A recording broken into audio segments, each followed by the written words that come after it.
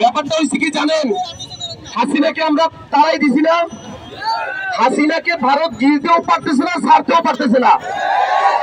যার জন্য ভারত আরেকটা চেষ্টা করতে চায়, দেখা যায় হাসিনাকে ঢুকানো যায় কিনা।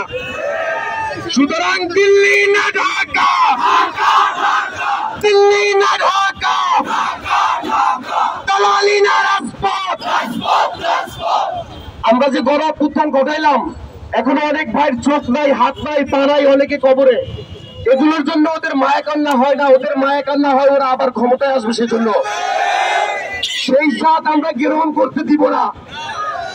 আমরা বাংলাদেশের মানুষ আজকে দেখেন কত এক। চট্টগ্রামে যে খুন করা হলো, আমরা সবাই রাস্তায় নেমেছি। সুতরাং দিল্লির ভাইয়েরা, দাদারা, আমরা গণ অভ্যুত্থান ঘটালাম দাদাদের দাদাগিরি করার জন্য না। ভারতের সাথে সম্পর্ক হবে চোখে চোখ রেখে। আপনি অর্ডার করবেন না, আমরা চোখ বুঝে দাদা দাদা করবো, এটা চলবে না।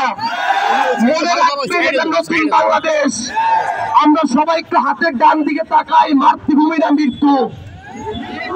সুতরাং পাঁচাটার সুযোগ নাই, দালালি চলবে না। দিল্লি না ঢাকা, দিল্লি না ঢাকা।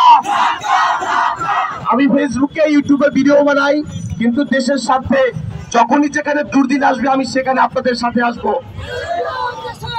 আমি আপনারা যখন কোন সমস্যার আন্দোলন করেন তখন ছাত্রলীগের বিপক্ষে আমি ভিডিও বানাই, তখন আমি লাইভ পিক্সে ছিলাম, তখন আমি বরিশাল বিশ্ববিদ্যালয়ে আপনাদের কাছে এসে আমি আশ্রয় পেয়েছিলাম।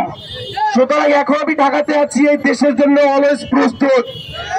সুতরাং আপনারা আমাদের ভাই, আমি আপনাদের ভাই, আপনাদের অলওয়েজ পাশে চাই। দিল্লি না ঢাকা।